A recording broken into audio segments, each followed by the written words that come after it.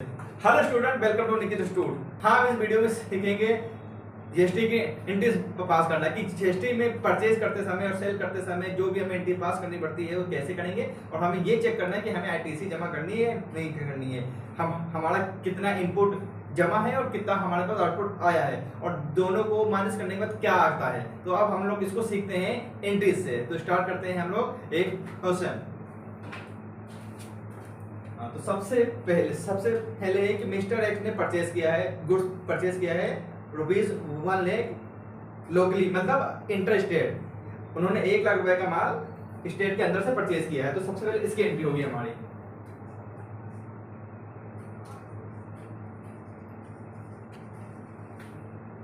Purchase हमारा दिया।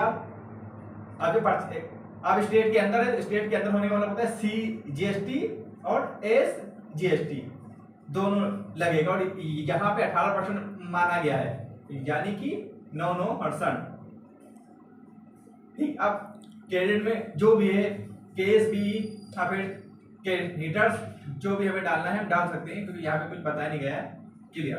अब यहाँ पे 1 लाख रुपए का था, 1 लाख रुपए, 1 लाख रुपए का 9% आता है 9,000 रुपए ये, और टोटल हमारा हो गया 1,18,000 रुपए, यानी कि ये हमारी पहली एंट्री होगी। हमने जब परचेज किया है 1 लाख रुपए का, हमने CGST और SGST का हमने पेमेंट कर दिया। हाँ, तो हम लोग सेकंड देखते हैं। ही sold them for ₹1,50,000 the same state, यानी कि उसने सेम ही स्टेट में अपने माल को सेल किया है। तो जब हमने सेल किया, इसकी एंट्री करते हैं। यहाँ पे सेल करना है लेकिन उसी स्टेट में ही, उसी स्टेट में उसने जब सेल किया है, तो यहाँ पे भी डेटर्स हो गया का, तो हमारा क्या नाम केस या बैंक हो गया। ठीक है। उसके अलावा सेल हमारा क्रेडिट हो गया, और स्टेट के अंदर इसलिए CGST और SGST लगेगा, और कितना लगेगा, वही हमारा 9%। ये हमारा क्रेडिट हो गया। कितने का था ये? था हमारा 1.5 लाख रुपए का। उसके बाद इसका हमारा टैक्स आता है, वो आएगा हमारा CGST और SGST 13,500 आ रहा है, 13,500 आ रहा है। ठीक है। और ये हमारा 1,77,000 रुपए आ गया। ये हो गया, यानी कि यहाँ पे हमने परचेज किया और यहाँ पे हमने सेल किया। परचेज करते समय ये टैक्स हमारे पास आया है, और सेल करते समय ये हमारे पास टैक्स हमने दिया है। हाँ, एक चीज और, जब हम परचेज करते समय हम लोग इसको ऐसे भी मेंशन कर सकते हैं कि इनपुट, यानी कि हमने जो टैक्स दिया है, इनपुट CGST और इनपुट SGST, और जब हम सेल करेंगे तो इसको मेंशन कर देंगे आउटपुट CGST और आउटपुट SGST। उसके बाद था कि लीगल कंसल्टेशन फीस दी चाहिए, इसकी हम लोग एंट्री करते हैं। लीगल एक्सपेंसेस ये हमारा हो जाएगा डेबिट, और इसी के साथ में हमारा जो हमारा CGST SGST का पेमेंट जा रहा है, तो ये भी हमारा इनपुट CGST @ 9%, क्योंकि सर्विस पे तो उससे भी 18% ही फिक्स भी होता है, 9%। और इसके अलावा जो भी हमने पेमेंट किया है केस या बैंक से, वो हम यहाँ पे क्रेडिट कर देंगे। कितना था हमारा? लीगल फीस थी 5,000 रुपए। ये 5,000 रुपए हमने लिखा। 5,000 रुपए का 9% हमारा आता है 450 रुपए, और 450 रुपए ये टोटल हमने 5,900 का हमने पेमेंट कर दिया। इसके बाद एक एंट्री हमारी और है, उस ही परचेज फर्नीचर, उसने फर्नीचर परचेज किया है अपने ऑफिस के लिए 12,000 रुपए का। तो इसकी भी हम लोग यहाँ पे एंट्री देख लेते हैं। फर्नीचर दिया, कितने का फर्नीचर था? 12,000 का था, 12,000 रुपए का। फिर same to same input CGST, input SGST @ 9%, तो 12,000 का हमारा आएगा। ये जैसे भी हमने पेमेंट किया हो क्रेडिट। ठीक है। तो ये हमारा आ जाएगा 14,160 रुपए। तो ये हमने टोटल मिला के 4 एंट्री पास कर ली है। अब इसी एंट्री से ही हमें देखना है कि हमें टैक्स जमा करना है या नहीं करना है। इसमें हमारा इनपुट भी है और आउटपुट भी है। अब हमें इसको देखना है कि इनपुट कितना जमा है और आउटपुट हमने कितना लिया है, और फिर उसी से हम कैलकुलेशन करेंगे। तो इसके लिए हमें बनाना पड़ेगा एक चार्ट। ठीक है, तो अब हम बनाने जा रहे हैं वो चार्ट, इसमें कि आपको समझ में आ सके कि कैसे हमारा टैक्स कैलकुलेट होगा।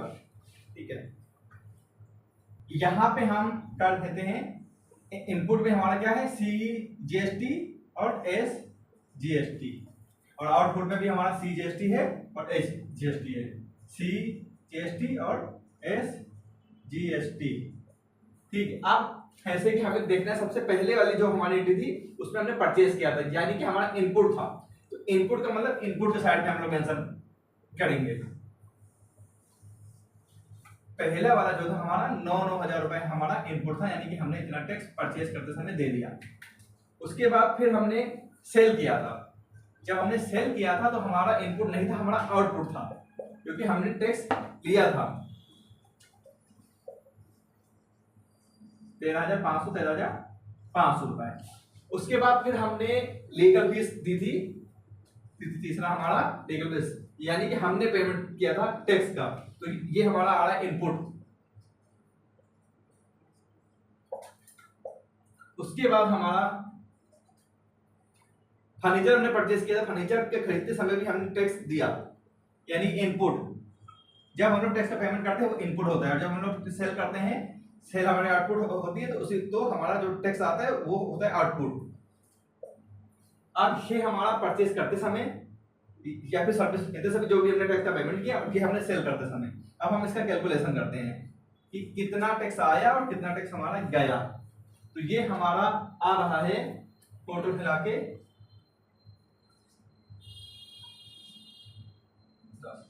10,530 रुपए। 10,530 रुपए हमारा टैक्स आ रहा है इधर, CGST और SGST। ये पैसा हमने इनपुट यानी कि हमने परचेज करते समय दिया है। उसके बाद 13,500 रुपए हमने टैक्स लिया है। तो ये हमारे पास एक कंप्लीट हो गया कि हमें ये पता चल गया कि कितना हमने टैक्स दिया है और कितना हमने लिया है। अब हमें इससे पता चल रहा है कि हमारे पास टैक्स आया है ज्यादा और हमने टैक्स जो डिपॉजिट किया है वो क्या है, कम। मीन्स हमें बाकी का पेमेंट हमें करना है, यानी कि इसमें CGST में से CGST माइनस होगा और SGST में से SGST माइनस होगा। ये जब दोनों माइनस हो जाएगा तो हमें ये पता चल जाएगा कि हमें कितना टैक्स जमा करना है। 13,500 में से 10,530 और इस 13,500 में से 10,530। तो जब हम इस दोनों को माइनस करते हैं तो माइनस करने के बाद हमारा टैक्स आता है। अब इसको हम लोग करते हैं माइनस,